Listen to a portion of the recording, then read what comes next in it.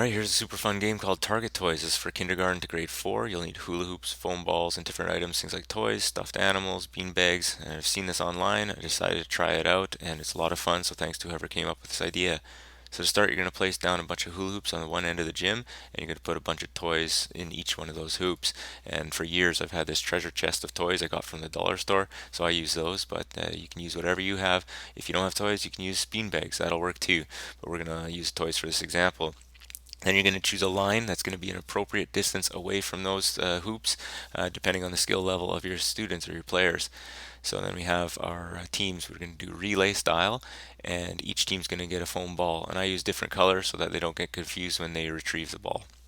And then the last thing is rolling or kicking. So this game works great for rolling, it works great for kicking. So choose one of those. Maybe they can, each student can choose as their turn. Doesn't really matter. It's up to you depending what skill you're working on.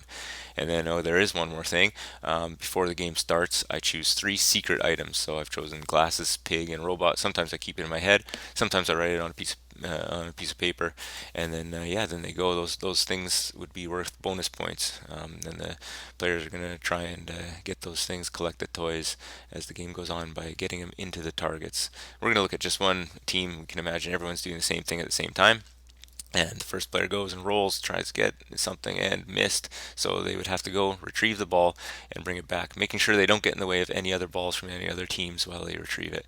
They go into the back of the line. Next player's turn. The player has rolled a ball and has won the rubber ducky. So that player would go and grab the ball and the rubber ducky and bring it back. And the game goes on and on like that, and to see which team can collect the most toys.